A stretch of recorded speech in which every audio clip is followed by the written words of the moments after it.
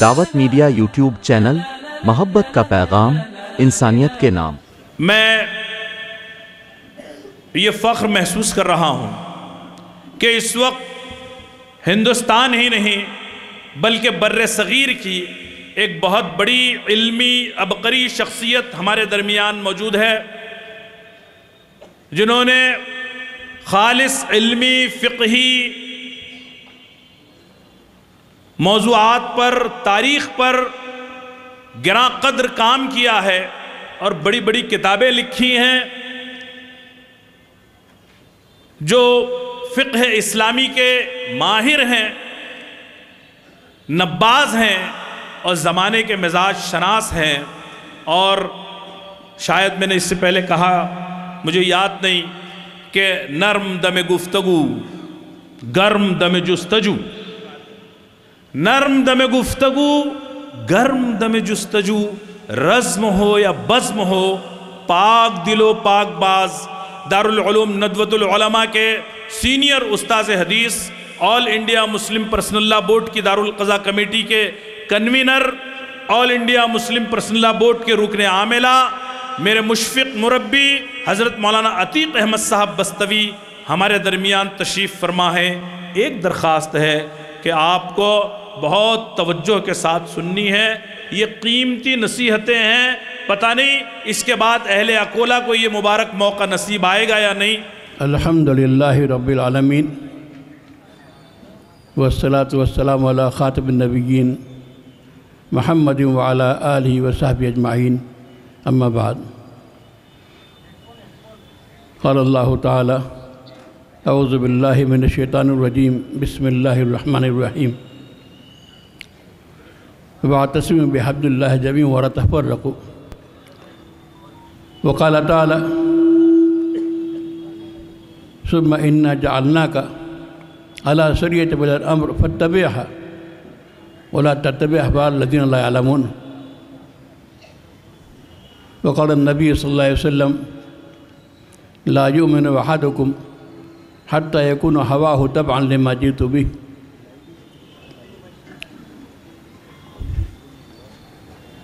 ہم سب کے مخدوم و بزرگ صدر آل انڈیا مسلم پرسنل لا بورڈ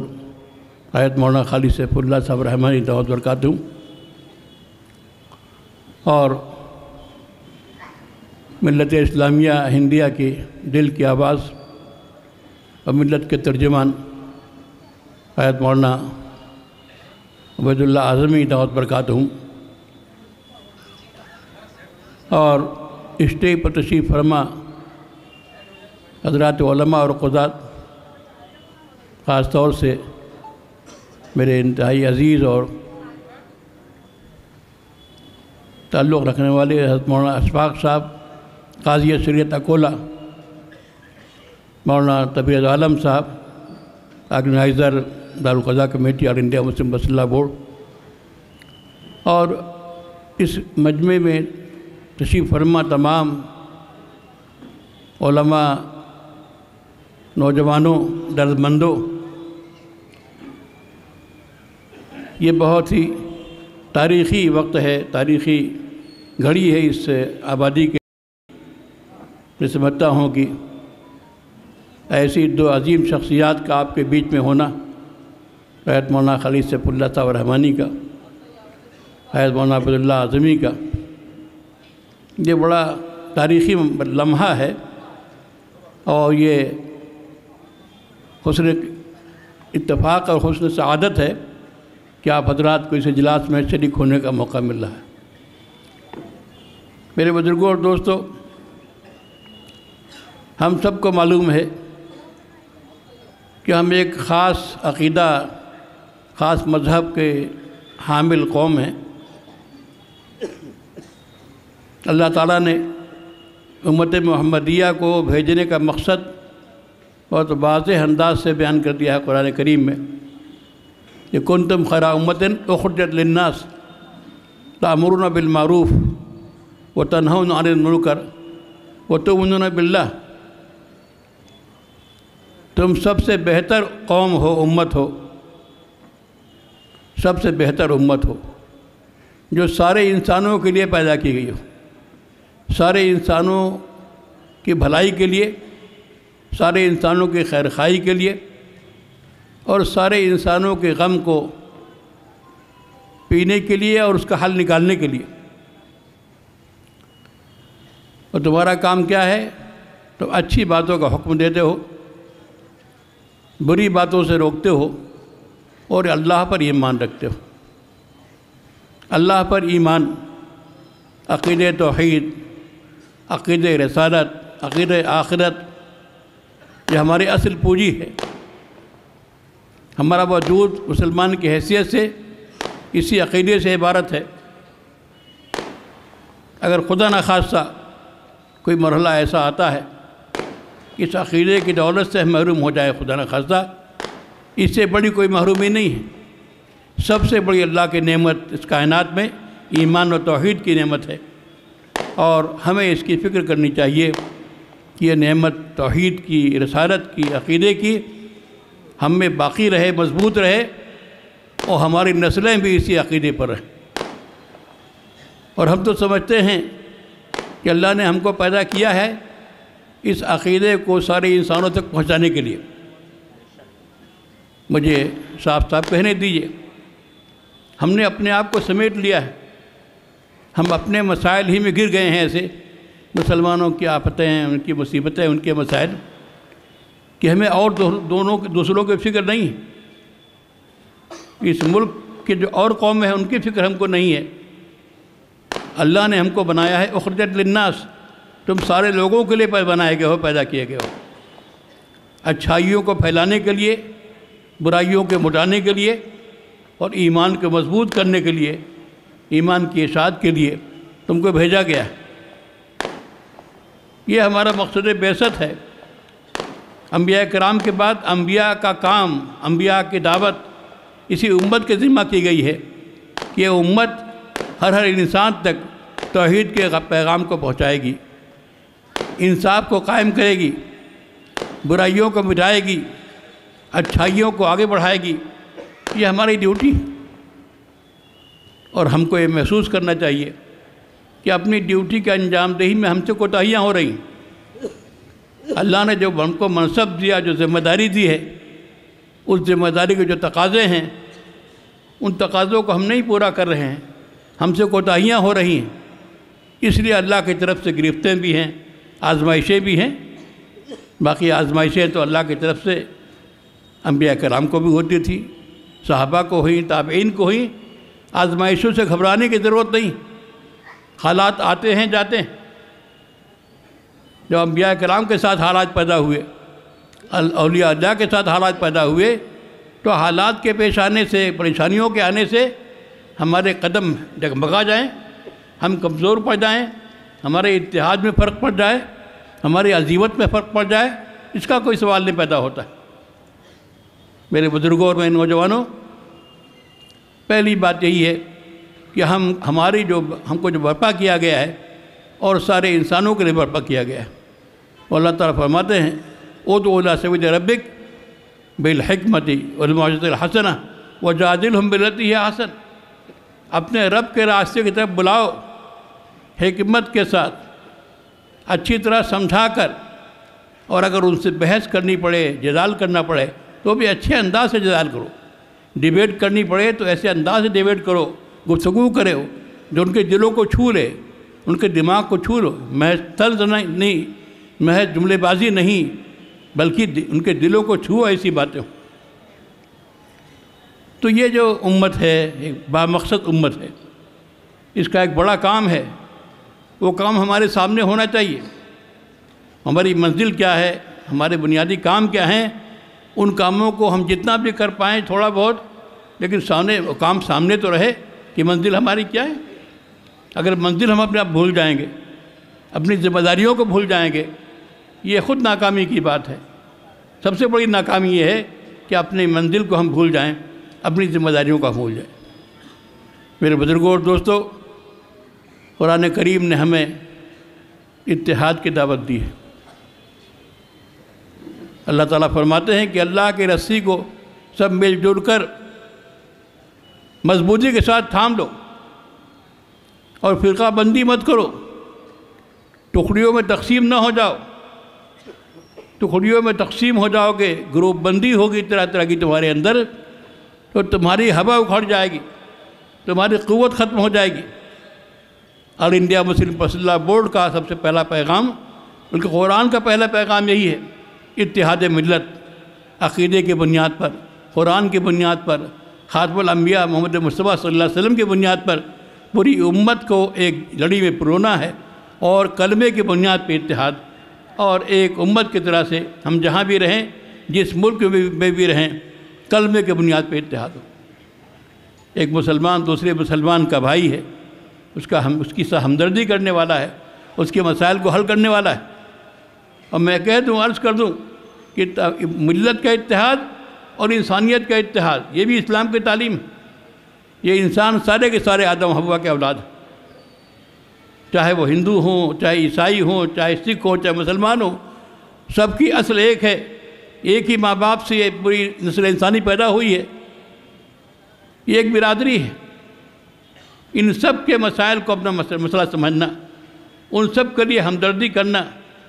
اگر کسی سے غلطی بھی ہو رہی ہے، کوئی ظلم بھی کر رہا ہے، تو اسے نفرت نہ کریں، ہم سمجھیں وہ نادان ہے، ناسمجھ ہے، وہ نہیں جانتا ہے، اس کے ساتھ بھی ہمدردی ہونی چاہیے۔ میرے بزرگوں اور دوستو، اتنے بڑوں کے موجودگی میں کوئی زیادہ لمبی بات کرنا شاید گستاخی ہو، لیکن نہیں، آپ کا تواضع ہے۔ تو اللہ تعالیٰ ان بزرگوں کا سایہ قائم رکھے، اور ان کے ذریعے سے جو پیغام امت کو مل رہا ہے اتحاد کا، شریعت کے تحفظ کا، مجھے آپ سے عرض کرنا ہے کہ اتحاد باقی رکھیے۔ بڑی کوششیں ہو رہی ہیں مسلمانوں کو بانٹنے کی، الگ الگ نظریات ہو سکتے ہیں، نظریات کا اختلاف ہوگا، مسلک کا اختلاف ہوگا، چیزیں ہوں گی، لیکن وہ جو ہمارے رسی مضبوط ہے، کلمے والی، توحید والی، اس بنیاد پر محبت آپس میں، ایک دوسرے کا احترام، طنز و تعریض نہیں، ایک دوسرے کا استخفاف نہیں، بلکہ ایک دوسرے کا احترام، ایک دوسرے کے ساتھ محبت سے برتاؤ۔ اور میں تو کہتا ہوں کہ انسانیت کی بنیاد پر سارے انسانوں کے ساتھ، یہ ملک کسی ایک قوم کا نہیں ہے، ساری قوموں کا ہے۔ اور ہمیں صاف صاف یہ بات کہنی چاہیے کہ ہم اس ملک میں ایک چھوٹی سی اقلیت ہم کو سمجھ کے کہ اتنی فیصد آبادی ہے، ان کی کوئی حیثیت نہیں ہے، کہ جو لوگ سمجھ رہے ہیں جس طرح کا خواب ان کا ہے، وہ دیوانے کا خواب ہے، انشاءاللہ وہ ناکام ہوں گے۔ اس ملک کی خمیر میں محبت ہے، اس ملک کے خمیر میں امن امان ہے۔ یہ جو چیزیں ہو رہی ہیں، جو پروپیگنڈا ہو رہا ہے، جو سیاسی مقاصد کے لیے نفرتیں پیدا کی جا رہی ہیں، انشاءاللہ ساری نفرتیں ختم ہوگی، اور اس ملک کے خمیر میں جو اتحاد ہے اور امن ہے، سلامتی ہے، وہ انشاءاللہ غالب رہے گا۔ حالات سے مایوس ہونے کی ضرورت نہیں۔ آپ کو یاد نہیں ہے کہ اسی وقت کی مہم میں جو کا قانون پارلیمنٹ میں پیش ہوا، بحثیں ہوئیں، ان سب منظروں کو آپ نے دیکھا ہے کہ وقت کے مسئلے میں جن ارکان پارلیمنٹ نے گفتگو کی، راجیہ سبھا میں کی اور پارلیمنٹ میں کی، کہ مسلمان کتنے تھے، ہیں کتنے، چند تھے جنہوں نے اپنی باتیں کہیں، لیکن بڑی تعداد تو غیر مسلموں کی تھی، ہندوؤں کی تھی، سکھوں کی تھی، جنہوں نے کھل کر کے آپ کے موقف کی تائید کی۔ یہ کھلا ظلم ہو رہا ہے کہ ایسا قانون کہ جس کا مسئلہ ہے اور جس کے زندگی کا تعلق ہے، اس سے کوئی مشورہ ہی نہیں، عجیب انداز چل پڑا ہے۔ اس وقت ملک کی آزادی کے بعد صورتحال نہیں تھی۔ جس کمیونٹی کا مسئلہ ہوتا تھا، جس کے بارے میں قانون سازی کرنی ہوتی تھی، اس طبقے سے مشورہ، رائے اور ان کے سجھاؤ کو لینا، اہمیت دینا، یہ بات چلی آ رہی تھی۔ یہ جو انداز چلا ہے 10-11 سال سے، 15 سال سے، جو بھی کہیے، کہ اب بالکل ہی جن کا مسئلہ ہوتا ہے ان سے کوئی تعلق نہیں، ان سے کوئی مشورہ نہیں، نادان سمجھ کر ایک قانون سازی ہوتی ہے اور اکثریت کی بنیاد پر اس کو پاس کر دیا جاتا ہے اور تھوپا جاتا ہے۔ مسلمانوں کے تعلق سے تو آپ دیکھ رہے ہیں، تفصیل بیان کرنے کا موقع نہیں، لیکن خود ابھی یہ کسانوں کے تعلق سے ہوا کہ 3 قوانین بنا دیے گئے کسانوں کے لیے۔ کسان مخالفت کرتے رہے، ان سے کوئی مشورہ نہیں، کچھ نہیں، اور قانون یہ بتا کر کہ بھئی کسان تو سمجھدار نہیں، نادان ہیں، ناسمجھ ہوتے ہیں، ان کو اپنا فائدہ نقصان نہیں معلوم ہے، ان قوانین کو پاس کر دیا گیا، لیکن کیا ہوا؟ ظاہر ہے وہ قوانین ان کے مفاد کے خلاف تھے، انہوں نے جد و جہد کی، محنت کی، اس قانون کو واپس لینا پڑا۔ یہ جو قانون سازی کا انداز ہے یہ ملک کی روایات کے خلاف ہے، دستور ہند کے خلاف ہے کہ جس کا مسئلہ ہو اس سے کوئی بات چیت نہیں، اس سے کوئی مذاکرات نہیں۔ اور اگر پہلے مرحلے میں جو قانون پاس نہیں ہو سکا، تمام ملاقاتیں، تمام گفتگویں، دورے، سب کچھ ہوئے، سب چیزیں سامنے آئیں، لوگوں نے باتیں رکھیں، پھر کسی بات کو قبول نہیں کیا گیا، نظر انداز کر کے قانون پاس کر دیا گیا۔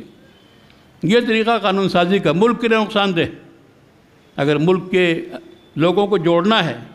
اس دستور کے ساتھ ہمدردی پیدا کرنی ہے، ملک کے اندر اتحاد پیدا کرنا ہے، تو ہمارے دستور میں ناگالینڈ کے لیے، میزورم کے لیے، سکم کے لیے کتنے قوانین داخل کیے گئے آزادی کے بعد،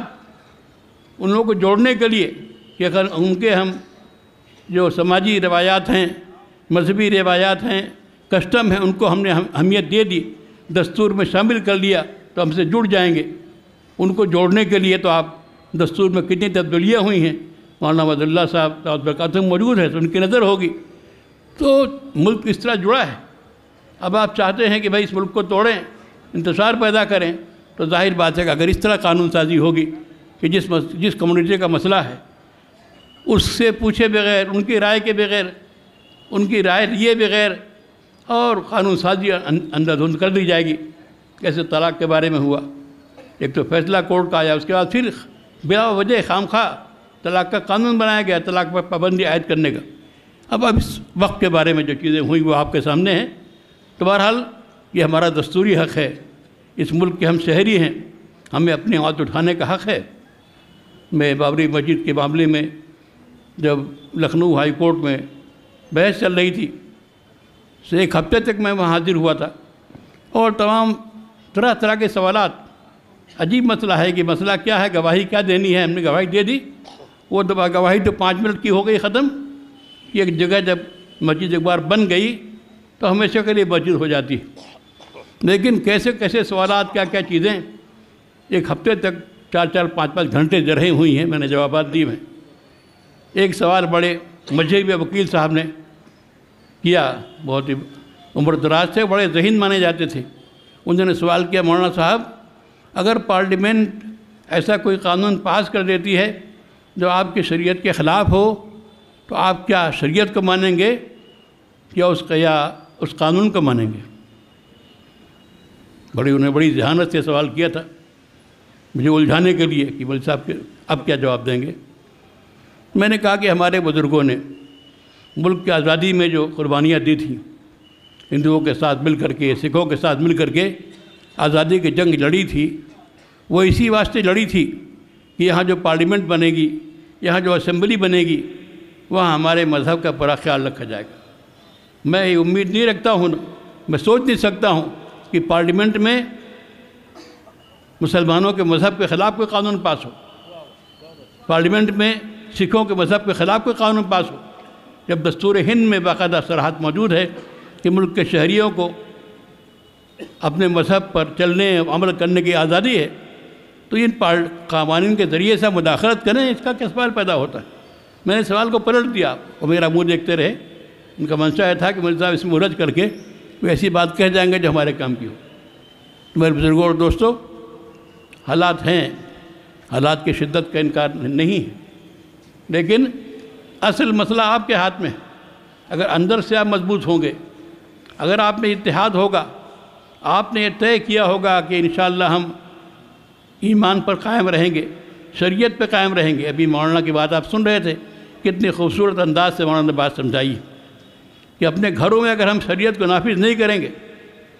یہ معاملات جو کورٹ میں جاتے ہیں تو کوئی کورٹ تھوڑی آپ کو طلب کرتی ہے کیا پائیے، ہم ہی میں سے لوگ جاتے ہیں نکاح کا مسئلہ لے کر کے، طلاق کا، فلاں کا، اور اس کے نتیجے میں تمام مسائل پیدا ہوتے ہیں، ایسے فیصلے سامنے آتے ہیں جو مداخلت ہوتے ہیں شریعت میں، پھر اس کے خلاف جنگ لڑنی پڑتی ہے۔ تو یہ سب چیزیں جتنی بھی ہیں، اگر ہم خود طے کر لیں کہ اپنے معاملات کو خود حل کریں گے۔ اکولہ میں دارالقضا قائم ہے، مہاراشٹر میں الحمدللہ بڑی تعداد میں، اکثر اضلاع میں دارالقضا قائم ہے، ممبئی میں 10 دارالقضا قائم ہیں، اگر ہمارے مسلمان مرد عورت اور جو معاملات بھی ہمارے اس طرح کے ہوتے ہیں، صرف نکاح طلاق کے نہیں، آپس کے پراپرٹی کے تمام چیزوں کے میراث کے، ان چیزوں کو ہم بجائے کہیں اور لے جانے کے دارالقاعدہ کے ذریعے سے حل کریں تو خود اس کا موقع نہیں آیا ہوگا حکومت کے لیے، عدالت کے لیے کہ دخل اندازی کرے، یا کرے گی تو بہت کم اس کا موقع ہوگا۔ تو میرے بزرگوں اور دوستو،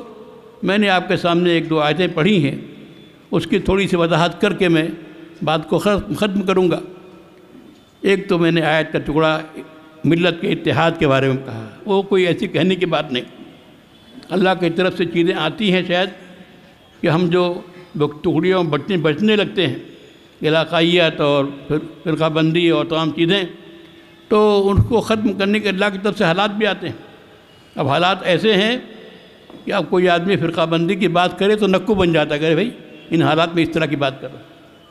تو واقعی ہم دل سے اتحاد، مسلمانوں کے اتحاد کی بات کریں اور اس ملک کے اتحاد کی بات کریں۔ میں اس کو نہیں بولنا چاہتا ہوں کہ ہمارا مقصد صرف مسلمان ہی نہیں، اس ملک میں بڑا ظلم ہو رہا ہے، بہت لوگوں کے ساتھ ظلم ہو رہا ہے، اس ملک کے بہت سے مسائل ہیں، ایشوز ہیں جس سے ملک جوجھ رہا ہے۔ ملک کی صورتحال کیا ہے، معاشی لحاظ سے، اقتصادی لحاظ سے، بے روزگاری کے لحاظ سے کہاں ملک پہنچ چکا ہے۔ یہ ہنگاموں کے بیچ میں اس کوشش یہ ہے کہ لوگ ملک کی صحیح صورتحال سے واقف نہ ہوں، ان کو ایسے الجھائے رکھا جائے، ہندو مسلم مسائل میں اس طرح کے قوانین لا کر کے اسی میں الجھے رہیں۔ ملک کہاں پہنچ چکا اور کدھر جا رہا ہے، کس طرح کنگال ہو رہا ہے، کس طرح اس کا امن و امان درہم ہو رہا ہے، کس طرح سے یہاں کی اقتصادیات تباہ ہو رہی ہیں، اس سے لوگوں کی توجہ ہٹانے کے لیے یہ ساری کوششیں ہوتی ہیں۔ لیکن ہمیں اپنا نشانہ سامنے رکھنا چاہیے کہ ہمیں کیا کرنا ہے، کس طرح سے کام کو آگے بڑھانا ہے۔ قرآن کریم کی آیت میں نے پڑھی ہے، رسول اللہ صلی اللہ علیہ وسلم کو خطاب ہے اللہ کی طرف سے کہ محمد صلی اللہ علیہ وسلم، میں نے آپ کو ایک شریعت دی ہے، ایک قانون دیا ہے، ایک ضابطۂ حیات دیا ہے، اسی کی آپ پیروی کیجئے، اسی پہ چلیے، اسی کی پیروی کیجئے۔ ان لوگوں کی خواہشات کی پیروی نہ کیجئے جو نادان ہیں، جانتے نہیں۔ وَلَا تَتَّبِعْ هَوَى الَّذِينَ لَا يَعْلَمُونَ، کیا انداز ہے، کیا پیارا انداز ہے، کوئی شدت نہیں، نادان ہیں، جانتے نہیں۔ ہم نے جو قانون دیا ہے، اللہ نے جو قانون دیا ہے قرآن میں، حدیث میں، وہ انسانوں کو پیدا کرنے والا ہے، خالق کائنات ہے، خالق جن و انس ہے۔ وہ جتنا انسانوں کی ضروریات سے واقف ہوگا، انسانوں کے مزاج سے واقف ہوگا،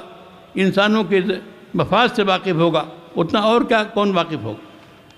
وہی قانون ہمارے لیے فائدہ مند ہے، دنیا میں بھی آخرت میں بھی۔ تو ہم نے آپ کو ایک شریعت دی ہے، ایک نظام قانون دیا ہے، اسی کی آپ پیروی کیجئے، اور ان لوگوں کی خواہشات کی، چاہت کی پیروی نہ کیجئے جو جانتے نہیں۔ ہر وہ قانون جو اسلامی شریعت کے خلاف بنایا جائے، کہیں بنے، کوئی لوگ بنائے، وہ اسی میں آتا ہے، احوال الذین لا یعلمون، نادانوں کی خواہشات ہے۔ اور موقع ہو، موضوع ہو، گفتگو ہو تو میں آپ صاف کر سکتا ہوں کہ طلاق کے بارے میں، نکاح کے بارے میں، اوقاف کے بارے میں جو بھی چیزیں ہیں، جو قانون سازی ہو رہی ہے، وہ نادانوں کی خواہشات ہیں، اس میں کوئی فائدہ نہیں ہے۔ یہ کہا گیا کہ ہم جو وقف ترمیمی بل لا رہے ہیں وہ غریب مسلمانوں، پسماندہ مسلمانوں کے فائدے کے لیے، خواتین کے فائدے کے لیے، سراسر جھوٹ اور سراسر دھوکہ، اس میں کوئی چیز نہیں۔ اسلام کا لائے ہوا قانون، چاہے نکاح کا ہو، چاہے طلاق کا ہو یا میراث کا ہو، یہ سب رحمت ہے اس کائنات کے لیے، سب کے لیے۔ ان سب پہ ہم کو عمل کرنا ہے، ہم کو حکم ہے کہ اس کی ہم پیروی کریں، اس کے سوا کسی اور طرف نظر اٹھا کے نہ دیکھیں۔ اور رسول اللہ صلی اللہ علیہ وسلم کا یہ ارشاد گرامی ہے کہ تم میں سے کوئی شخص صاحب ایمان نہیں ہو سکتا جب تک کہ اس کی خواہشات میری لائی ہوئی شریعت کے تابع نہیں ہوگی۔ اگر ٹکراؤ ہو جائے گا شریعت کے حکم میں وہ ہماری خواہشات میں، تو شریعت کو اوپر رکھیں، ہم خواہشات کو نیچے رکھیں۔ بہت سے موقع ایسے آتے ہیں کہ شریعت کچھ کہہ رہی ہے، ہمارا دل کچھ اور کہہ رہا ہے، ہمارا مفاد کچھ اور کہہ رہا ہے۔ ابھی مولانا نے اشارہ کیا شادی بیاہ میں کیا کیا نہیں کر رہے ہیں ہم، اسلام نے کیا سکھایا ہے طریقہ شادی کا، نکاح کا، کیا اس کے آداب ہیں، رشتے کا انتخاب کیسے ہو اور کس طرح شادیاں ہونی چاہیے، اور ہم شادیوں میں کیا کر رہے ہیں، کتنا اسراف کر رہے ہیں، کتنی مال کی بربادی کر رہے ہیں، کتنے محرمات کے ارتکاب کر رہے ہیں۔ سوال ہے کہ جو شادیاں اس طرح ہوں گی کہ اسلام کی تعلیمات کو ہم نظر انداز کریں گے، اس میں برکت کیا ہوگی، اس میں ٹھہراؤ کیسے ہوگا، اس میں کیسے آپس میں محبت پیدا ہوگی؟ تو شریعت کو نافذ کرنا، حکومت کی مداخلت، قانون سازی وہ چیزیں ہیں، اور انڈیا مسلم پرسنل لا بورڈ جس میں ساری ملت کی تنظیمیں اور تمام طبقات شامل ہیں، وہ تو اس کام کو انجام دے رہی ہے کہ عدالت کے راستے سے، قانون سازی کے راستے سے جو مداخلت ہو رہی ہے اس کے تعلق سے اس کو پیروی کرنا، اس کا مقابلہ کرنا آپ کی مدد سے، آپ کے تعاون سے۔ لیکن سب سے بڑی دعوت اور انڈیا مسلم پرسنل لا بورڈ کی یہی ہے کہ اپنے گھروں ہم شریعت کو قائم کریں، ہم طے کر لیں کہ اسلامی شریعت پہ ہم چلیں گے، اسلام کے قوانین کو ہم بلند رکھیں گے انشاءاللہ۔ اگر آپ حضرات نے جتنا بڑا مجمع ہے ماشاءاللہ، اللہ اور اس کے رسول سے محبت کی وجہ سے اور دین سے محبت کی بنیاد پر آپ یہاں جمع ہیں، کہاں کہاں سے آپ آئے ہیں، یہ جو آواز ہمارے بزرگ لگا رہے ہیں اور لگائیں گے انشاءاللہ ان باتوں کو آپ دل میں گرہ بنا کے رکھیں گے، اور اپنی زندگی میں، اپنے گھروں میں، اپنے محلوں میں اسلام کی تعلیمات کو، نکاح و طلاق، میراث کے مسائل کو، میراث کا مسئلہ مولانا فرمایا کہ کتنا ہم عمل کر رہے ہیں، ہم عورتوں کو میراث نہیں دے رہے ہیں، اپنی بہنوں کو، اپنی بیٹیوں کو، اپنی اور بھی خواتین کو، بسا اوقات مردوں میں بھی جو بھائی ذرا غالب آ گیا اور چاہتا ہے دوسرے بھائی کے حق کو مار لے، کہ ہماری یہ بدتوفیقی کی بات ہے۔ اگر اسلامی شریعت کو ہم نیک دلی کے ساتھ اس پہ فالو کریں گے، اس پہ عمل کریں گے تو انشاءاللہ اس کی برکتیں ہم محسوس کریں گے۔ اللہ تعالی ہم سب کو ایمان پر قائم رکھے، ایمان پہ ہمارا خاتمہ کرے، اور اس ملک کے حالات کو اللہ تعالیٰ درست فرمائے، درست رکھے، اور انشاءاللہ اس ملک میں جو صورتحال ہے، جو دستور ہے، جو آپس میں بھائی چارہ ہے، اللہ اس کو باقی رکھے۔ انہی کلمات کے ساتھ میں آپ سے اجازت چاہتا ہوں۔ السلام علیکم ورحمۃ اللہ وبرکاتہ۔ جزاک اللہ جزاک۔ دعوت میڈیا یوٹیوب چینل، محبت کا پیغام، انسانیت کے نام۔